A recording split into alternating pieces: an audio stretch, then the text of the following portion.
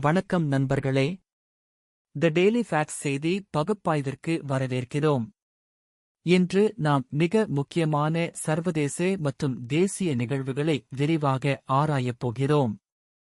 வளைகுடா யுத்தம் முதல் தமிழகத்தின் அரசியல் மாற்றங்கள் வரை ஒவ்வொரு நிகழ்வின் ஆழமான பகுப்பாய்வையும் இன்று உங்களுக்கு தருகிறோம். இவை அனைத்தும் இந்தியாவின் மற்றும் தமிழகத்தின் எதிர்காலத்தை எவ்வாறு வடிவமைக்கப் போகின்றன என்பதை விரிவாக ஆராய்வோம். நாம் எப்போதும் போல் உண்மையான தகவல்களுடன் தெளிவான பகுப்பாய்வுடன் தொடங்குவோம். முதலில் மிக முக்கியமான வளைகுடா யுத்த நிலவரங்களை பார்ப்போம். ஈரான் எதிர்நோக்கும் கண்ணி வெடி பற்றிய ஆழமான பகுப்பாய்வில் நுழைய வேண்டும். இஸ்ரேல் மற்றும் அமெரிக்காவின் கூட்டு உத்தி ஈரான்-ஐ முழுமையாக தனிமைப்படுத்துவதில் குவிந்துள்ளது. ஈரான் இன் அணு ஆயுத திட்டங்கள், அதன் ப்ராக்ஸி படைகள் மற்றும் பொருளாதார முற்றுகை ஆகியவற்றின் மூலம் ஒரு பெரிய கண்ணி வெடி அமைக்கப்பட்டுள்ளது. இது மத்திய கிழக்கு மட்டுமல்லாமல் உலகின் எண்ணெய் விநியோகத்தையே பாதிக்கப் போகிறது. இந்தியாவின் எரிசக்தி பாதுகாப்பிற்கு இது நேரடியான அச்சுறுத்தலாக மாறலாம். அடுத்து, ட்ரம்ப் இன் அதிரடி உத்தரவுகள் வளைகுடா யுத்தத்தை மேலும் உக்கிரமாக்கி வருகிறது. புதிய அமெரிக்க நிர்வாகம் ஈரான் மீதான பொருளாதார தடைகளை கடுமையாக்கி இராணுவ நடவடிக்கைகளுக்கான அனுமதியையும் அளித்துள்ளது. ஸ்ட்ரெய்ட் ஆஃப் ஹார்மஸ் பகுதியில் அமெரிக்க கடற்படை வலுவை அதிகரித்துள்ளது. இது உலக எண்ணெய் விலையை கடுமையாக பாதிக்கும். இந்தியாவின் இறக்குமதி செலவுகள் பல மடங்கு அதிகரிக்கும். தமிழகத்தின் தொழில்துறையும் இதன் நேரடி பாதிப்பை எதிர்நோக்கும். மூன்றாவதாக, ரஷ்யாவிடமிருந்து எண்ணெய் இறக்குமதி செய்வதற்கு அமெரிக்கா அளிக்கும் அனுமதியில் மறைந்துள்ள உண்மைகள் மிக முக்கியமானவை.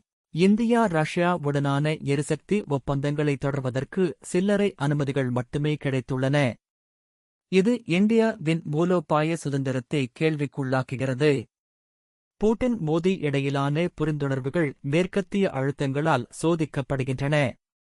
இந்த நிலையில் இந்தியாவின் பலதரப்பு வெளியுறவுக் கொள்கை மிக முக்கியமான சவாலை எதிர்நோக்குகிறது.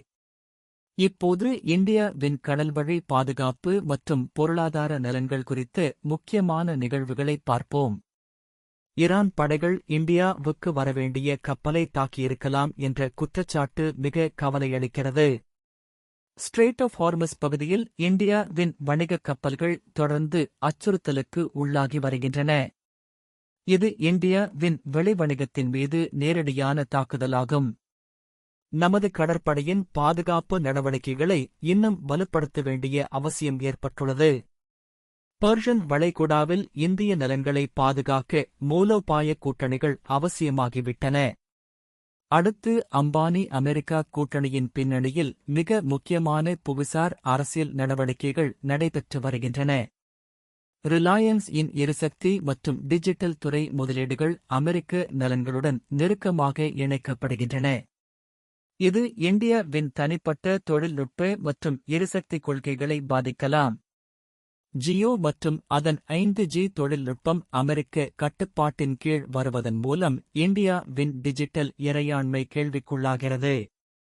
இது தமிழகத்தின் IT மற்றும் டிஜிட்டல் பொருளாதாரத்திற்கும் நீண்டகால தாக்கங்களை ஏற்படுத்தும். மூன்றாவதாக, ஹீலியம் தட்டுப்பாடு காரணமாக செமிகண்டக்டர் உற்பத்தி முடங்கிவிடும் அபாயம் உருவாகியுள்ளது. ஹீலியம் வாயு இல்லாமல் நவீன சிப் உற்பத்தி சாத்தியமில்லை. இது உலகளாவிய தொழில்நுட்ப துறையை கடுமையாக பாதிக்கும். இந்தியாவின் செமிகண்டக்டர் மிஷன் திட்டங்கள் இதனால் தாமதமாகலாம். ரஷ்யா மற்றும் கட்டார் போன்ற நாடுகளிடமிருந்து ஹீலியம் இறக்குமதியில் உள்ள சிக்கல்கள் தீர்க்கப்பட வேண்டும். தமிழகத்தில் அமையவுள்ள செமிகண்டக்டர் தொழிற்சாலைகளுக்கும் இது நேரடி பாதிப்பை ஏற்படுத்தும். தமிழக அரசியலில் ஏற்பட்டுள்ள மிக முக்கியமான மாற்றங்களை இப்போது ஆராய்வோம். மோடி அரசு டிஎம்கேக்கு செக் வைத்திருக்கும் விதம் மிகவும் தந்திரமானது. மத்திய அரசின் நிதி ஒதுக்கீடுகள், திட்ட அனுமதிகள் மற்றும் சிபிஐ விசாரணைகள் மூலம் டிஎம்கே அரசுக்கு அழுத்தம் கொடுக்கப்படுகிறது. எடப்பாடி பழனிசாமி இதை சரியாகப் பயன்படுத்தி இது டிஎம்கேக்கு இறுதித் தேர்தல் என எச்சரித்திருக்கிறார். இது தமிழக அரசியலில் ஒரு புதிய போக்கைக் குறிக்கிறது. ஏடிஎம்கேக்கு மத்திய அரசின் ஆதரவு பலமாக இருக்கும் வரை டிஎம்கேவின் நிலைமை கடினமாகும். இரண்டாவதாக, ஒரு கிராமவாசியின் சாபம் பற்றி எடப்பாடி பழனிசாமி கூறியது அரசியல் மனநிலையை பிரதிபலிக்கிறது. மக்களின் அதிருப்தி டிஎம்கே அரசின் மீது வளர்ந்து வருவதை இது காட்டுகிறது. குறிப்பாக மின்சாரம், குடிநீர், சாலை வசதி போன்ற அடிப்படை பிரச்சினைகள் தீர்க்கப்படாமல் இருப்பது மக்கள் மனதில் கசப்பை ஏற்படுத்தி வருகிறது. ஆட்சி மாறாவிட்டால் நாடு நாசமாகும் என்ற கருத்து பரவலாக பேசப்படுவது டிஎம்கேக்கு நல்ல அறிகுறியல்ல. இதை ஏடிஎம்கே திறமையாக பயன்படுத்தி வருகிறது. மூன்றாவதாக, பவன் கல்யாண் இன் முயற்சியால் விஜய் ஏடிஎம்கே கூட்டணியை நெருங்கி வருகிறார் என்பது தமிழக அரசியலுக்கு பெரிய மாற்றத்தை கொண்டுவரும். டிவிகே கட்சியின் இனிய நிலைப்பாடுகள் ஏடிஎம்கே உடன் இணையும் பட்சத்தில் இளைஞர்களின் வாக்கு வங்கி பெரிய அளவில் மாறும். ஆந்திர பிரதேஷ் மாடலை தமிழகத்தில் கொண்டுவர பவன் கல்யாண் முயற்சிப்பது மிகவும் தந்திரமான நடவடிக்கை. இது டிஎம்கே மற்றும் காங்கிரஸ் கூட்டணியை கடுமையாக சவால் செய்யும்.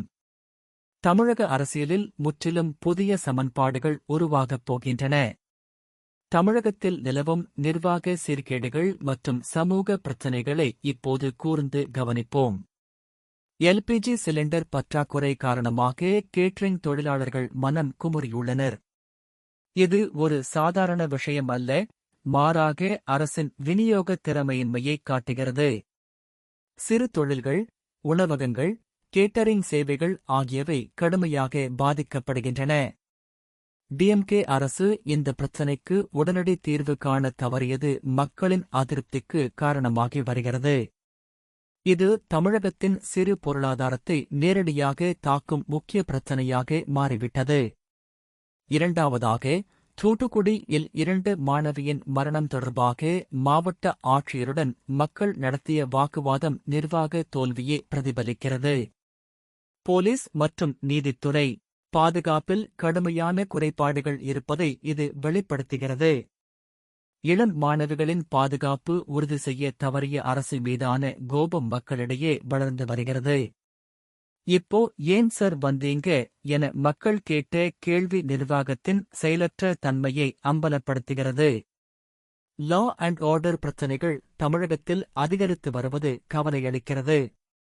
மூன்றாவதாக, ஏவதி நசர் இன் பேச்சில் வெளிப்பட்ட இஸ்லாமிய அடையாளம் குறித்த கருத்துக்கள் சமூக ஒற்றுமைக்கு எதிரான போக்கை காட்டுகின்றன. டிஎம்டிகே மற்றும் டிஎம்கே இடையிலான அரசியல் புரிந்துணர்வின் கீழ் இத்தகைய கருத்துக்கள் பரப்பப்படுவது சமூக சுமூகத்தை பாதிக்கும். இஃப்தர் நிகழ்வுகளில் அரசியல் அடையாள உரைகள் நல்ல பண்பாடல்ல.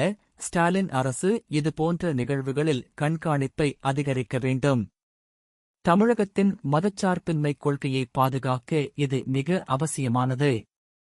இப்போது இந்தியா ஈரான் எண்ணெய் ஒப்பந்தம் மற்றும் வளைகுடா யுத்தத்தின் சிக்கலான நிலைமைகளை ஆராய்வோம். இஸ்ரேல் மற்றும் யுஎஸ்ஏ-வின் 5 கண்ணி வெடிகள் ஈரான்-ஐ முற்றிலுமாக சூழ்ந்துள்ளன. முதலாவது, அணு ஆயுத திட்டங்களை முடக்குவது. இரண்டாவது, ப்ராக்ஸி படைகளின் நிதி உதவியை துண்டிப்பது. மூன்றாவது, எண்ணெய் ஏற்றுமதியை தடுப்பது. நான்காவது, உள்நாட்டு எதிர்ப்பை தூண்டுவது. ஐந்தாவது, பிராந்திய கூட்டாளிகளை தனிமைப்படுத்துவது. இந்த 5 வலையில் ஈரான் சிக்கித் தவிக்கிறது. இந்தியாவும் இதன் நேரடி பாதிப்பை எதிர்நோக்க வேண்டியுள்ளது. இரண்டாவதாக, காமேனே இன் மீண்டு வருகை ஈரான் இன் எதிரிகளுக்கு பெரிய அதிர்ச்சியை அளித்துள்ளது. அவரது மரணம் குறித்த வதந்திகள் பொய் என நிரூபணமாகி ஈரான் இன் எதிர்ப்பு சக்தி மீண்டும் ஒன்றிணைந்துள்ளது. ஒமான் நாட்டை குறிவைப்பதன் மூலம் ஈரான் ஒரு புதிய மூலோபாயத்தை அமல்படுத்துகிறது. கல்ஃப் நாடுகளிடையே பிளவுகள் ஏற்படுத்தி அமெரிக்க கூட்டணியை பலவீனப்படுத்துவதே ஈரான் இன் நோக்கமாகும். இது வளைகுடா பிராந்தியத்தில் சக்தி சமநிலையை மாற்றியமைக்கப் போகிறது. மூன்றாவதாக, ஈரான் இன் 3 நிபந்தனைகள் மத்திய கிழக்கு அமைதிக்கான சாவியாக அமையலாம். காசா போரை நிறுத்துவது, பெலஸ்தீனியன்ஸ்க்கு சுதந்திர அரசு அளிப்பது மற்றும் இஸ்ரேல் இன் விரிவாக்கக் கொள்கையை கைவிடுவது ஆகியவை ஈரான் இன் நிபந்தனைகள். ருமானியா யுஎஸ்ஏ ஒப்பந்தம் ஈரான் எதிரான புதிய முன்னணியை உருவாக்குகிறது. லெபனான் மீதான தொடர் தாக்குதல்கள் பிராந்தியத்தை மேலும் எரிச்சலூட்டும். இந்நிலையில் இந்தியாவின் சமநிலைமையான வெளியுறவுக் கொள்கை மிக முக்கியமானதாகிறது. கடைசியாக, வளைகுடா யுத்தத்தின் சமீபத்திய நிகழ்வுகள் மற்றும் இந்தியா மீதான தாக்கங்களை பார்ப்போம். இஸ்ரேல் இன் அடிமடியில் ஈரான் சிக்கியுள்ள நிலையில் மிடில் ஈஸ்ட் முழுவதும் நெருக்கடி அதிகரித்துள்ளது. ஹோட்டல்கள் மூடப்பட்டுள்ளன, சுற்றுலாத்துறை முடங்கி வருகிறது மற்றும் சப்ளை செயின் பாதிப்புகள் உலகளவில் விரிவடைகின்றன. குழந்தைகள் கொத்தாக மடிந்து வருவது மனிதாபிமான பேரழிவை குறிக்கிறது. இந்தியாவிடமிருந்து கல்ஃப் நாடுகளில் பணிபுரியும் தமிழர்களின் பாதுகாப்பு கேள்விக்குறியாகி வருகிறது. நமது தொழிலாளர்களின் நலனை பாதுகாக்க அரசு உடனடி நடவடிக்கைகள் எடுக்க வேண்டும். இரண்டாவதாக, ஈரான் இஸ்ரேலை நாசமாக்கியதாக கூறப்படும் தாக்குதல்கள் ரஷ்யாவின் மத்தியஸ்த முயற்சிகளை வீணாக்கியுள்ளன. புட்டின் ஈரான் இஸ்ரேல் இடையே அமைதி பேச்சுவார்த்தைகளை நடத்த முயன்று தோல்வியடைந்தார். இதனால் உலக அமைதிக்கான வாய்ப்புகள் குறைந்துள்ளன. இந்தியாவில் கேஸ் சிலிண்டர் விநியோகத்தில் ஏற்பட்டுள்ள பிரச்சினைகள் இந்த வளைகுடா நெருக்கடியுடன் நேரடியாக தொடர்புடையவை. எல்பிஜி விலைகள் கடுமையாக உயர்ந்துள்ளதால் சாமானியர்கள் கடும் அவதிக்குள்ளாகி வருகின்றனர். மூன்றாவதாக, ட்ரம்ப் போரை முடிக்கப் போவதாக கூறியுள்ளார் என்றாலும் அதன் நிஜமான நோக்கம் அமெரிக்கா ஃபர்ஸ்ட் கொள்கையை நடைமுறைப்படுத்துவதே. துபாய் போன்ற நகரங்கள் சிதைந்து போவது அந்நாட்டு பொருளாதாரத்தை கடுமையாக பாதிக்கும்.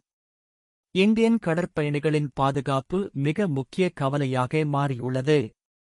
அஜித்குமார் போன்ற திரைப்பட பிரபலங்கள் கூட இந்நிலையில் வெளிநாட்டுப் பயணங்களை தள்ளி வைத்து வருகின்றனர்.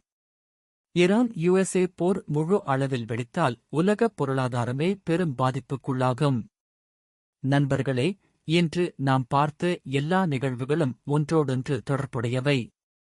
வளைகுடா யுத்தம், இந்தியாவின் எரிசக்தி பாதுகாப்பு, தமிழக அரசியல் மாற்றங்கள், நிர்வாக சீர்கேடுகள் இவை அனைத்தும் நமது எதிர்காலத்தை வடிவமைக்கப் போகும் முக்கிய காரணிகள்.